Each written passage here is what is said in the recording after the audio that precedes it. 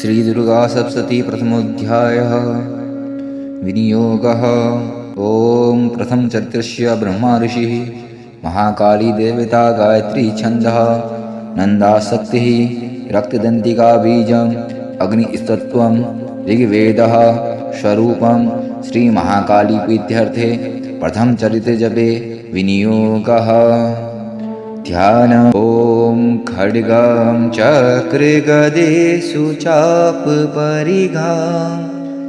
शूलं भूषोण्डीं शिरा शङ्खं सन्ददति स्करस्त्रिनयना सर्वाङ्गभूषावृतां नीलाश्माद्युतिमस्य पाददशका सेवे महाकालिका यामासत्वपिते हरो कमलजो हन्तुं मधुं कैटवम्। ॐ नमश्चण्डिकायै। ॐ ऐं मार्कण्डेय वाच्य सर्वाणि सूर्यतनयो यो मनुः कथ्यते अष्टमः निशामयदुत्पत्ति विस्तदारादिगतो मम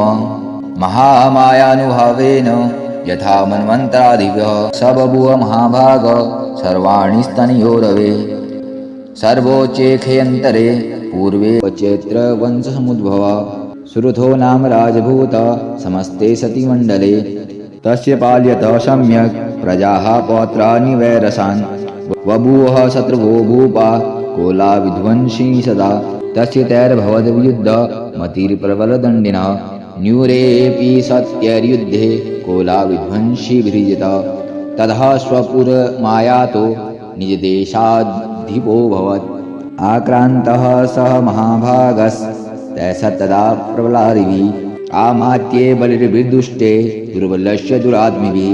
कोशो बलं चापहतं तत्रापि स्वपुरे रतः ततो मृगया व्याजेन हतस्वाम्यः स भूपति एकाङ्की हयमारुहा जगाम गहनं वनं स तत्राक्ष्यं मद्राक्षीत् द्विजवर्षस्य मेधस प्रशान्तश्वासपदाक्रेण मुनिशिष्योपशोभितं तस्थो किञ्चितस्कालं च मुनीनां तेन सत्कृतः इतश्चेतश्विचिरन्तस्मिन् मुनिनिवराश्रमे सोचिन्तयता तत्र ममत्वाकृष्टचेतनः मत्पूर्वे पालितं पूर्व मया हीनं पुरोहितः मद्भृत्यैस्तैर्सद्भृत्ये धर्मतः पाल्यते न वा न जाने स्वप्रधाने मे शूरहस्ति सदा मदः मम वैरिवशं यातः कान् भोगान् लुप्यलस्यते ये मामानुगता नित्यं प्रसादाधनभोजने अनुवृत्तिं ध्रुवन्तेभ्य कुर्वन्त्यन्यमहीभृताम् अस्मय्यगव्ययशीलेस्ते कुर्वद्भिः सततं वयं शचितं सोऽतिदुःखेन क्षयकोशो गमिष्यति एतच्चान्यच्च सततं चिन्तयामास पार्थिवः तत्र विप्राक्षमाभाष्ये वेश्यमेकं ददर्शस स पृष्टे सतेन कस्त्वं भो हेतुश्चागमने तत् अशोक इव कस्मात्त्वं दुर्माना इव लक्ष्यसे इत्याकर्ण्य वचस्तस्य भूपतेः प्रणयोदितं मृत्युवाच स तं वैश्यः श्यावन्तो नृपं वैश्योवाच समाधीनां वैश्यो हमुत्पन्नो धनीनां कुले त्रिदारे नितस्तस्य धनलोभादसाधुवी विहीनश्च धनेर्धारे पुत्रादयः मेधनं वनमभ्यागतो दुःखी निरस्तश्चावद्बन्धुभिः सोऽहं न वेदि पुत्राणां कुशलात्मिकां प्रवृत्तिं स्वजनां च दाराणां चात्र संस्थितः नु तेषां गृहे क्षेमं किनु साप्रतं कथं ते किं नु सद्वृत्ता दुर्वृत्ता किनु मे सुताः राजोवाच ये निरस्ततो भवालुब्धे पुत्रादारादिविधने तेषु किं भवतः स्नेह मनुबुद्धान्ति मानसं वैश्योवाच एवमेतद्ध्याप्राह भावानशमदगतं वचः किं करोमि न बध्नान्ति मम निष्ठुरता मम न ये हे सत्यज्यपित्र स्नेहं धनुलुब्धे निराकृतः वति स्वजन्नहार्दच्च हार्दितेष्वेव वेमनः किमेतन्नाभिजानामि जानानपि महामदे यत् प्रेम प्रवणं चिन्तं विगुणेष्वपि बन्धुषु तेषां कृते मे निःश्वासो दौर्मनस्य च जायते तेषां कृते मे निःश्वासो दौर्मनस्य च जायते करोमि किं यन्न मनस्तेष्वप्रीतिषु निष्ठुरं मार्कण्डेयवाच ततस्थो सहतो विप्र तं मुनि समुपस्थितौ समाधीनां वैश्योषो स च पार्थिवसतं मनः कृत्वा तु यौथान्यान्य यथार्थतेन सविदम् उपविष्टो कथा कश्चित् चक्रकृतो वैश्यपार्थिवौ राजोवाच भगमस्त्वामहं पृष्टुमिच्छामि एकं वदस्तव तत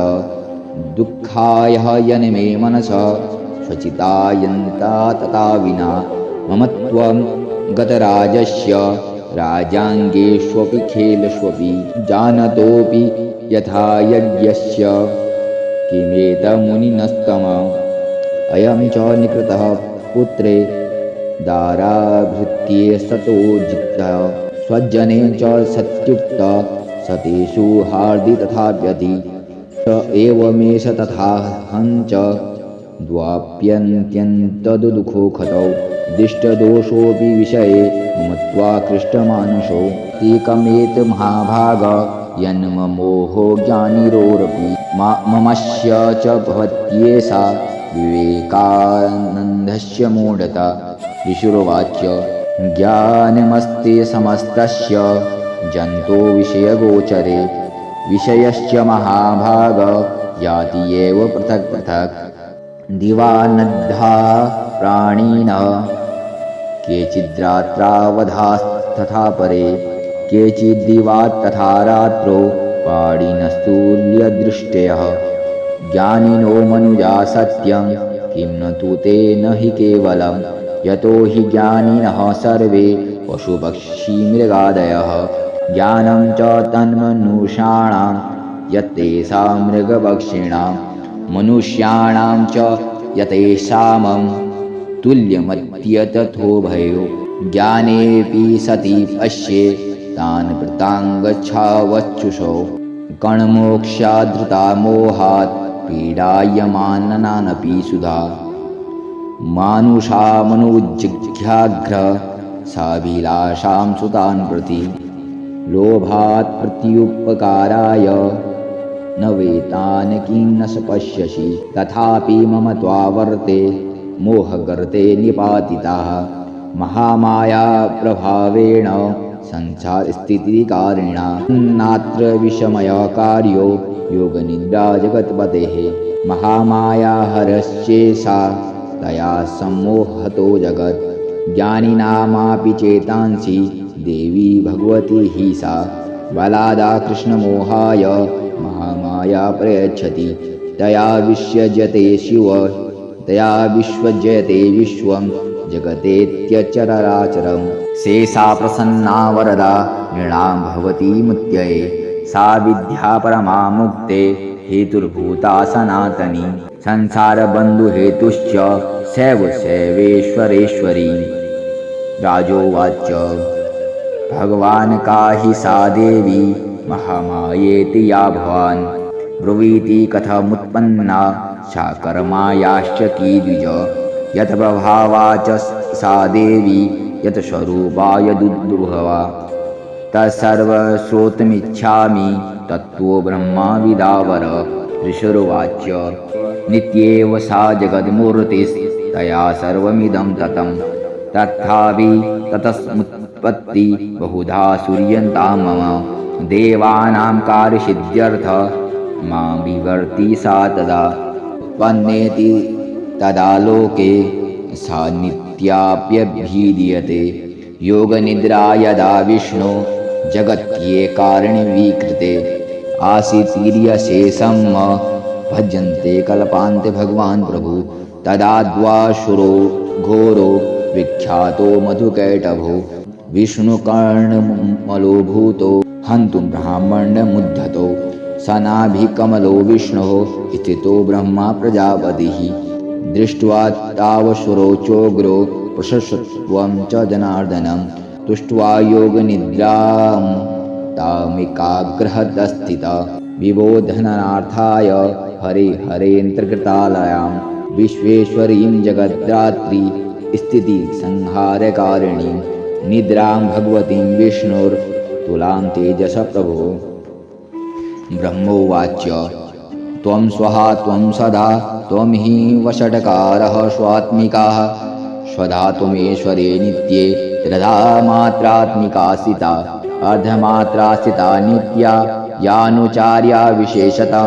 त्वमेव शान्त्या सावित्री त्वं देवी जननी परा त्वयेत्वदायैर्यते विश्वं त्वेतत्सर्जते जगत् त्वेत्ये पाल्यते देवी त्वमत्सत्येते तु सर्वदा विशिष्टो विशिष्टिरूपं त्वं स्थिरूपा च पालने तथा संहर्तिरूपान्ते जगतोऽस्य जगमन्ये महाविद्या महामाया महामेधा महास्मृतिः महामोहा च भगवती महादेवी महासुरी प्रकृतिस्त्वं च सर्वस्य गुणत्रयविभागिनी कालरात्रि महारात्रि मोहरात्रिश्च दारुणा त्वं श्रीस्त्वमीश्वरी त्वं हस्तिं बुद्धिबोधलक्षणा लज्जा पुष्टिस्तथा तुष्टिस्त्वं शान्तिरेव च खड्गनी शूलिनी घोरा गदनी चक्रणी तथा शङ्खनी चापनी बाण भूषण्डी परिघायुधा सौम्या सौम्यतरा शेष सौम्ये भष्य त्वति सुन्दरी पराप्राणां परमात्वेम परमेश्वरी यच्च किञ्चित् वाचिद्यत्सु सदसदाखिलात्मिके तस्य सर्वस्य या शक्तिः सा त्वं की सूयसे तदा ययात्या जगद्द्रष्टा जगद्भातित्रेत्योग्यजगत् सोऽपि निद्रावशं नीतः कस्त्वां स्तोमहीश्वर विष्णु शरीरग्रहाणमीशान एव च कारितास्ते यतोस्तत्त्वां कः स्तोतु शक्तिमान् भवेत् सा त्वमित्थं प्रभावेः स्वैरुर्देरे दिवि सन्तुता मोहयौतौ दुराधर्षा वशुरो मधुकैटभो प्रबोधं च जगत्स्वामी नियतामुच्यतो लघु बोधश्च क्रियात्तामस्य हन्तुमेतो महाशुरो ईश्वरवाच एवं सुतता तदा देवी तापसी तत्र वेदसा विष्णोः क्रोधनार्थाय निहन्तुं मधुकैटभो नेत्रस्या नासिका बाहु हृदयेऽभ्यस्तथोरसः निर्गम्य दर्शनेतस्थो ब्राह्मणो व्यक्तजन्मनः उतस्थौ च जगन्नास्तस्या मुक्तयो जननार्दनः एकारणो वे ईशयान्ततः सदृदृश्ये चोत्तो मधुकैटभो दुरात्माना वतिवीर्यपराक्रमो क्रोधरक्ते रक्षणावृत्तु ब्राह्मणं जानितोद्यमो समुत्थाय तथास्ताभ्यां युधे भगवान् हरि पञ्चवर्षसहस्राणि बाहुप्रहारणो विभु वाप्येति बलोन्मन्तो महामाया विमोहतो उत्पन्नो तौ वरो संवृतो येतामिति केशवं श्रीभगवानुवाच भवेता मध्यमे तुष्टौ मवध्यावुभाविति किं येन वरेणात्र एता वृद्धिः कृतं मम ईश्वरोवाच विजिताभ्यामिति तदा सर्वमापोमयं जगत् विलोक्य ताभ्यां गदितो भगवान् कमलेक्षणः आवां जाहिन यत्रो विशिलेन परिलुप्तता ईश्वरोवाच तथेत्युक्त्वा भगवता शङ्करचक्रगदाभृता कृत्वा चक्रेण वेच्छिन्ने जघने शिरसि तयोः एवमेषा समुत्पन्ना ब्राह्मणा सन्तुता वयं प्रभावमस्या देवास्तु भूयः शृणु वदामि ते। ॐ इति श्रीमार्कण्डेयपुराणे श्रावणमन्वन्तरे देवी महात्म्ये मधुकैटभवनाम प्रथमोऽध्यायः सम्पूर्णः।